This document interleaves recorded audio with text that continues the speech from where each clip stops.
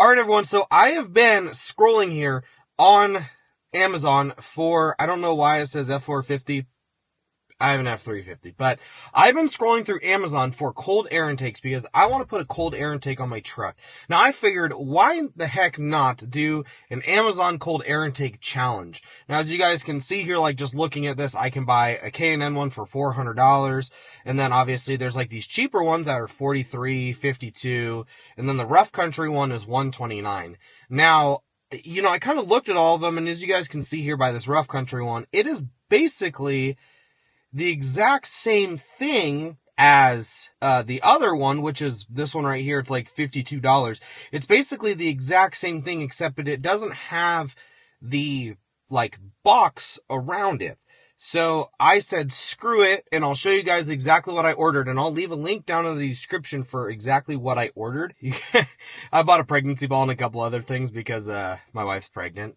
So this is exactly what I ordered here. You guys are seeing that live here. I'm screen recording this as well. That is exactly what I ordered, and I have it right here in front of me. I have all of it. So we are going to be putting this thing on the truck, and we're going to see exactly if we can get any performance upgrades at all. It supposedly can give you up to 2 miles per gallon better, and then up to like 15 horsepower more, which would be that's a pretty good performance boost for just doing a cold air intake. So currently, I took the truck for a drive this morning, and right now, let's see here, I'm getting 11 miles to gallon in my 2015 Ford F350 6.7 liter diesel, which that's horrible. But if I can put that on and get like close to 13, that would be really ideal. So we're going to go ahead, we're going to jump out of the truck here, we're going to pop the hood, get this thing installed, and we're going to see what it can do. And just to prove to you guys there, you can still see I have the factory air box in there, and we got the mass airflow sensor. We still have all of that stuff bone stock in the truck. So this is going to all come out, and hopefully we're going to be able to get the new one installed without any problems. So we're going to take the little mass airflow sensor here off, just some T20 Torx bits. So set our bolts there so we don't lose them. Take this thing off, pull these out. And I don't want to get this mass airflow sensor dirty. If I can avoid it, it actually looks pretty decent. So pull that guy out. I love just carrying one of these little tiny, basically like multi-tool things here, because I can just put my bits back, you know, take out what I need. Then I don't need a whole bunch of screwdrivers, and this thing's magnetic. Works awesome. Take this off here. Just a little clamp. Pop these 3 clips off. Pull this out. And this shouldn't be too terribly difficult to get off of here. Perfect. Look at that. Came right out. Now, take this out. And I'm going to show you guys this really quick. Look how nasty that thing is. That is disgusting. It was well due for a change. So what I actually kind of thought about trying to do is I don't really want to take this box out if I don't have to. So how do I explain this? Basically, I was kind of wondering, can I just cut part of this out where I can actually set the filter in there? Because down in the bottom, this is like a ram effect here, so air will blow in here, so we'll have cold air. If I can almost set that filter down in this box without having to take this out, basically it will be sending cold air directly into the filter, because I don't want it sucking the warm air off of the motor if I can avoid that. Basically, what I think, so this is where the mass airflow sensor goes. I think we have to put this end, yep, that's how it's gonna have to go. And then the filter goes on this end. And I'm wondering if that can actually set. Yeah, dude, that's big money. So I think that's actually what we're going to do. I'm going to turn you guys around here. Okay, so what I'm kind of thinking here basically is this is going to go in here. And then basically I'm going to put this in the filter. And I think I'm just going to leave that filter in that box actually just like that, because that is actually going to hold that really nicely in there. And I believe that this little thing here, this little clamp, I actually think this little bar right here that this thing comes with, I think this actually goes down, I think it actually bolts on to there. I'm not sure. Not sure exactly where that part goes, but what I do know is I'm gonna actually just get this thing bolted up like this, and then I'll figure it out from there, because I do really like actually just leaving it in that box where all that cold air can just go right into the box as we're driving. All right, let's mount this band fitting here. And then eventually I would like to get another boot that goes right into my intake here across. I'd like to get a whole new one of these. Okay, there's that. Now I'll shove this thing onto here. Clamp this thing onto the filter. We need to clamp it down because we don't want any air sucking in that we can avoid. Yeah, that is perfect. I actually like right where that's sitting. We are probably going to have to put that other mounting bracket on, though. I'm not entirely sure how we're going to do that, but we'll figure it out. So in the kit, it actually comes with this little Allen key, and you can actually just stick, it goes in these little bolts here for the mass airflow sensor. So we're going to pull these out. We're just going to put them right back in, I think. I don't know if it comes with a couple other ones in the box here, but I don't think we really need them. I think I'm just going to put these ones back in because I like the black on top. I like the coating. I think it'll look aesthetically better. All right, so mass airflow sensor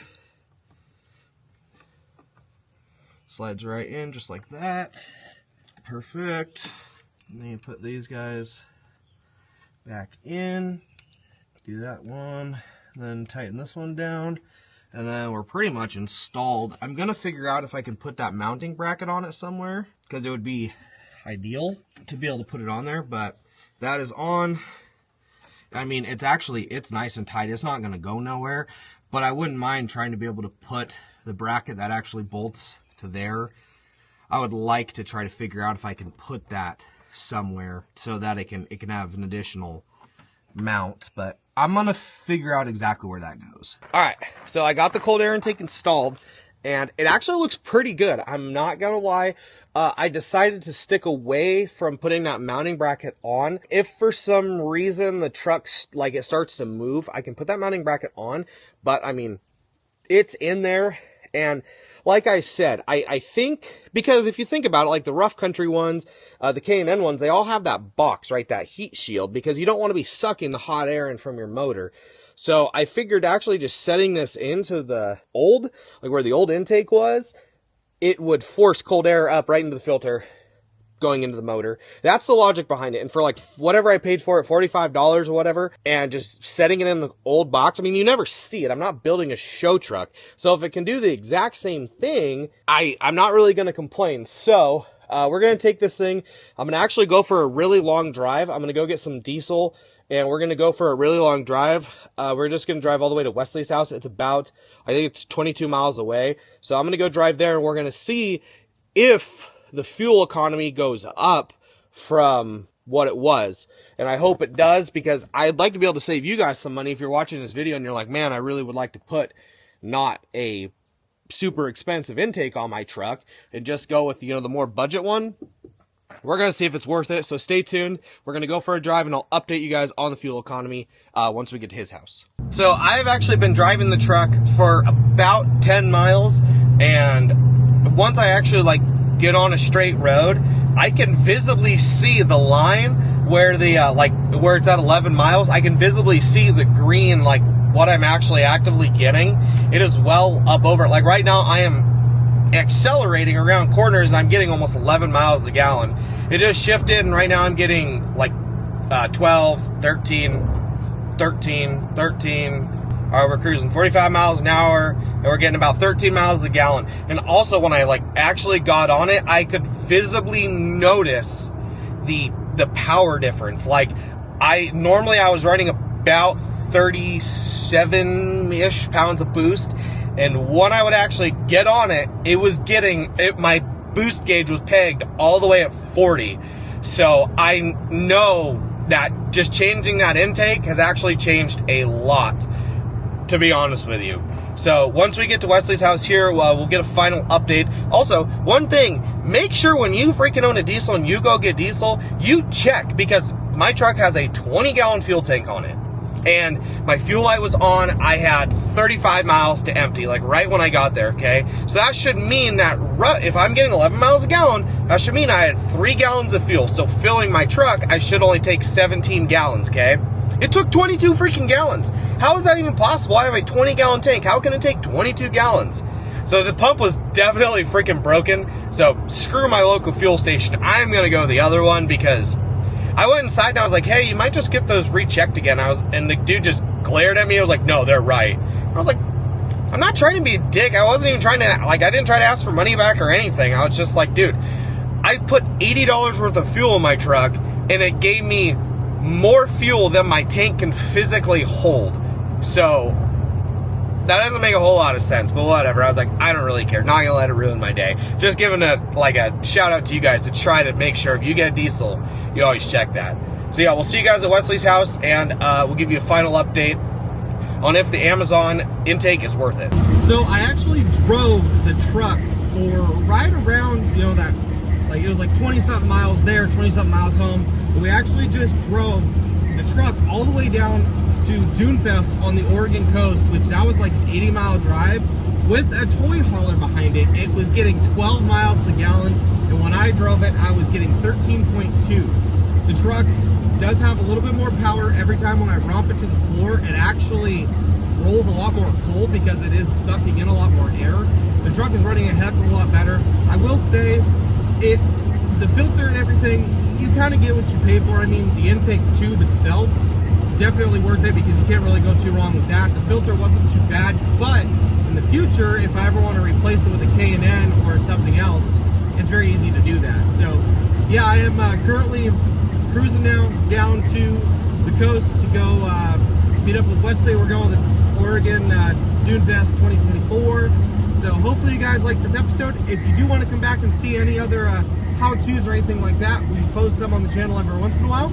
And yeah, thank you guys for tuning into Life Wide Open. We'll see you guys on the next episode.